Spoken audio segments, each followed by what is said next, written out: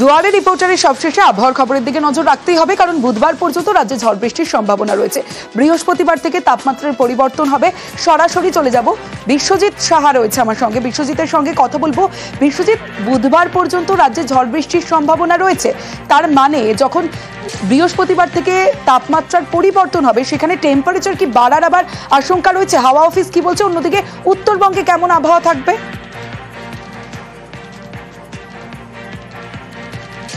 একদমই প্রথমেই তমশ্রী, তোমার কথার সূত্র ধরেই কলকাতার আবহাওয়ার বিচারে বলে রাখি যে সপ্তাহান্তে অর্থাৎ আজ 34 ডিগ্রির ঘরে তাপমাত্রা রয়েছে এবং সপ্তাহান্তে অর্থাৎ শনি রবিবার নাগাদ এই তাপমাত্রাটাই 39 বা 40 ডিগ্রি ছুঁতে পারে, অর্থাৎ 4 থেকে 5 ডিগ্রি সেলসিয়াস তাপমাত্রা বেড়ে যাবে। আর তার ফলে গরম তো হবেই, তার সঙ্গে অস্বস্তি থাকবে, কারণ যে জলীয় বাষ্প থাকবে শুধু কলকাতা নয়, কলকাতা সহ দক্ষিণবঙ্গের সব জেলাতেই আগামী শুক্র শনিবার নাগাদ অস্বস্তি চরমে উঠবে, এমনটাই জানাচ্ছে আবহাওয়া বিজ্ঞানীরা। তবে এর সূত্রপাত হবে বুধবারের পর থেকে। বৃহস্পতিবারে থেকে তাপমাত্রা বাড়তে শুরু করবে এবং শুক্র শনিবারে দক্ষিণবঙ্গের প্রায় সব জেলাতেই গরম এবং অস্বস্তিকর আবহাওয়া। উত্তরবঙ্গের ক্ষেত্রে কিছুটা স্বস্তি, বুধবার পর্যন্ত সেখানে সব জেলাতেই বৃষ্টির সম্ভাবনা, ঝড় এবং বৃষ্টির সম্ভাবনা। এবং তারপরেও উপরের দিকে জেলা দার্জিলিং থেকে একেবারে কোচবিহার পর্যন্ত যে 5 জেলা রয়েছে সেই 5 জেলাতে বৃষ্টি থাকবে, তবে নিচের দিকের জেলাগুলিতে গরম এবং অস্বস্তি বাড়বে বুধবারের পর থেকে। বেশ বিশ্বজিৎ। বীরভূমের পর দক্ষিণ 24 পরগনার বাসন্তী, সেখানে জলের দাবিতে বিক্ষোভ। বাসন্তীর গদখালি রোডে পথ অবরোধ, বাসন্তীর কালীডাঙ্গা মোড়ে অবরোধের উত্তেজনা। জলের দাবিতে অবরোধের জেরে সমস্যায় নিত্যযাত্রীরা এবং নিত্যযাত্রীদের সঙ্গে বিক্ষোভকারীদের রীতিমতো বচসা। আমার সঙ্গে অনুপ বিশ্বাস রয়েছে, অনুপের সঙ্গে কথা বলবো। অনুপ, এই যে এলাকায় এই জলের সমস্যা কতদিন ধরে? প্রশাসনকে কি জানানো হয়েছে? প্রশাসন কেন এখনো ব্যবস্থা নেয়নি?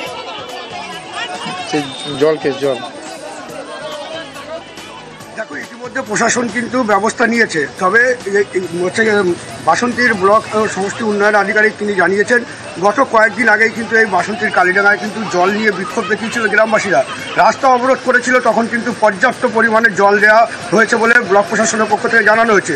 এবং আজ অর্থাৎ সোমবার সকালবেলা হঠাৎই এই কালীডাঙ্গা এবং চাঁদখালির মধ্যস্থলে কিন্তু হঠাৎই গ্রামবাসীরা হাড়ি কলসি থেকে শুরু করে ড্রাম নিয়ে তারা রাস্তা অবরোধ করে। এই ঘটনায় কিন্তু বাসন্তী গদখালি থেকে বাসন্তী রোডের যে যানবাহন চলাচল করে সেগুলো কিন্তু একেবারে বন্ধ হয়ে যায়।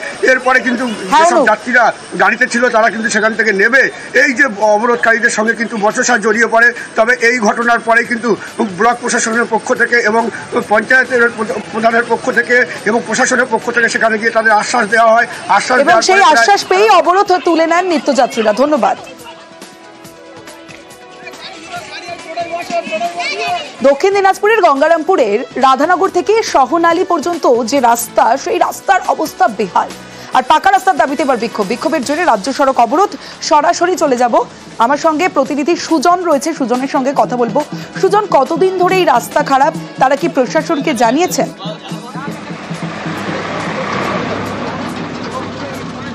তমশ্রী, তোমাকে জানিয়ে রাখি যে বাম আমলে তৈরি হয়েছিল সেই রাস্তা, এমনটাই কিন্তু গ্রামবাসীদের অভিযোগ। যেটা জানা যাচ্ছে যে প্রায় 2.5 কিলোমিটার রাস্তা, অর্থাৎ দক্ষিণ দিনাজপুর জেলার গঙ্গারামপুরের নন্দনপুরের যে সহনালী এবং সহনালী থেকে রাধানগরের যে 2.5 কিলোমিটার রাস্তা, তা কিন্তু বেহাল অবস্থা। দীর্ঘদিন কিন্তু প্রশাসনকে জানিয়েছে, কিন্তু কোনো কাজ হয়নি, এমনটাই কিন্তু অভিযোগ করেছে গ্রামবাসীরা। তারা চাইছেন যত দ্রুত সম্ভব যেন রাস্তা মেরামত করা হয় এবং নতুন রাস্তা করা হোক।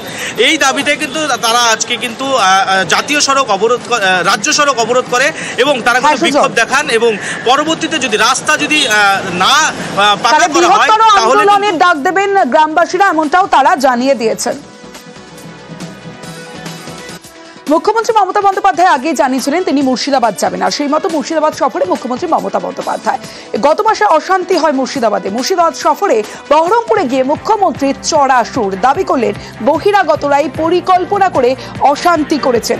আর মুখ্যমন্ত্রীর সুর সপ্তমী ঠিক কি বলেছেন বিস্তারিত জানাবে। সরাসরি চলে যাব, আবির ঘোষাল রয়েছে আমার সঙ্গে। আবির,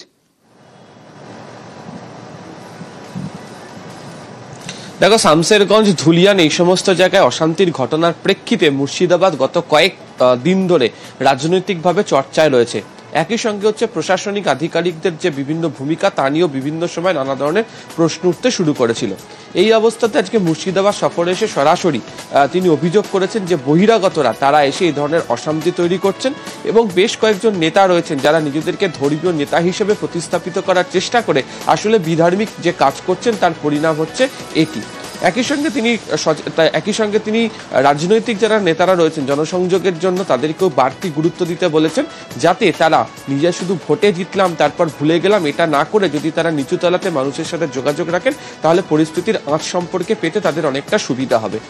তুমি জানো যে ওয়াকফ সংশোধনী বিলের আইনের ক্ষেত্রে যে বিক্ষোভের আঁচ শামসেরগঞ্জ ধুলিয়ানের একাধিক জায়গাতে পড়েছিল, বেশ কয়েকদিন ধরে অশান্তি ছড়ায়, মৃত্যুর ঘটনা পর্যন্ত ঘটে এবং এই গোটা ঘটনার প্রেক্ষিতে বেশ কয়েকজন যে উস্কানি দিয়েছেন এবং সেই সংক্রান্ত তথ্য প্রমাণ রাজ্য প্রশাসনের কাছেও যে সংগ্রহ করা হচ্ছে সেই প্রসঙ্গের কথা ওই দিনকে মনে করিয়ে দিয়েছেন মুখ্যমন্ত্রী মমতা বন্দ্যোপাধ্যায়। বেশ,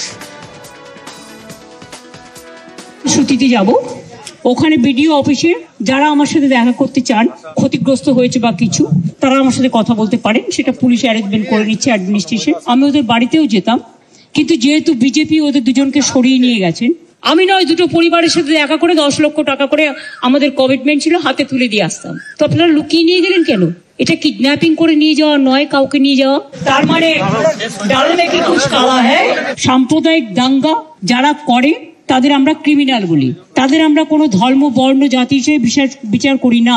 এবং পুলিশের গুলিতেও একজন মারা গেছে। আমি এমএলএদের সকলের, হিন্দু মুসলিম বোথ সাইডের আমি ওপিনিয়ন শুনলাম। আমার সাথে আমার চিফ সেক্রেটারি মনোজ পন্ত ছিলেন। আমরা সাম্প্রতিক পরিস্থিতি নিয়ে একটা আলোচনা করলাম। বহিরাগত কিছু লোক এসে ধর্মের নামে বিধর্ম কথাবার্তা বলে, আমি কোনো কমিউনিটিকে এর জন্য দোষ দেবো না। কয়েকজন ধর্মীয় নেতা সেজেছেন, পালে বাঘ না পড়লেও তারা বাঘ বাঘ করে চিৎকার করে রাজনৈতিক ফয়দা নেয় এবং তারাই কিন্তু দাঙ্গা ঘটিয়ে সবচেয়ে আগে পালিয়ে যায়। গৃহশত্রু মানে যারা জেলার শত্রু, বাংলার শত্রু, যে দুটো পার্টি মাত্র দুটো ওয়ার্ডে গন্ডগোল হয়েছে, সেটাও কারা করিয়েছেন, প্ল্যান করে, কি করে করিয়েছেন, কিভাবে করিয়েছেন। আমি এই কটা দিন ধরে অনেক ক্রস চেক করেছি, রেকর্ডও করেছি। 2-3টে লোক আছে যারা এই গন্ডগোল পাকাচ্ছে, তারা নাকি বিরাট বিরাট ধর্ম নেতা। আর আর্থিক উৎস আমার মনে হয় বিজেপির নেতাদের জিজ্ঞেস করবেন, তারাই বলে দেবে। এর টোটাল সত্য তথ্য। আর কিছুটা আমার বাকি আছে, পেয়ে গেলে প্রেসের সামনে আসবে, কারা করেছে, কিভাবে প্ল্যান করে করেছে। জাফরাবাদে বাবা ছেলে খুনে সিবিআই তদন্ত চেয়ে হাইকোর্টে মামলা। নিহতদের পরিবারের নিরাপত্তার জন্য কেন্দ্রীয় বাহিনীর আবেদন। শামশেরগঞ্জ থানার পুলিশের ভূমিকা খতিয়ে দেখার আর্জি। সরাসরি চলে যাব, অর্ণব হাজরা রয়েছে আমার সঙ্গে। অর্ণব, প্রথমেই জানতে চাইবো, এই যে জাফরাবাদে বাবা ছেলে খুনে সিবিআই তদন্ত চেয়ে হাইকোর্টে মামলা নিহতদের পরিবারের, ঠিক কি অভিযোগ নিহতদের পরিবারের?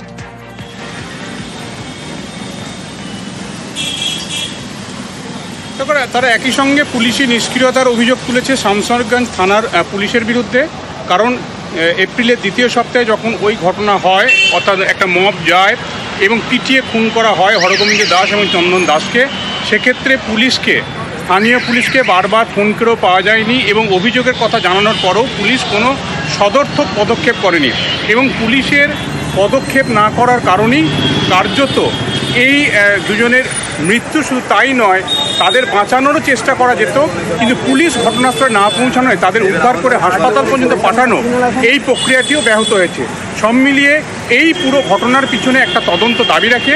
সেক্ষেত্রে এই তদন্তের মধ্যে পুলিশের ভূমিকাও পরিবার দাবি করেছে এবং এক্ষেত্রে সমগ্র বিষয়টা নিয়ে সিবিআই অথবা কোনো কেন্দ্রীয় নিরপেক্ষ তদন্তকারী সংস্থাকে দিয়ে, যেটা রাজ্যের নিয়ন্ত্রণের বাইরে এমন কোনো সংস্থাকে দিয়ে তদন্তের আবেদন করা হয়েছে পরিবারের তরফে।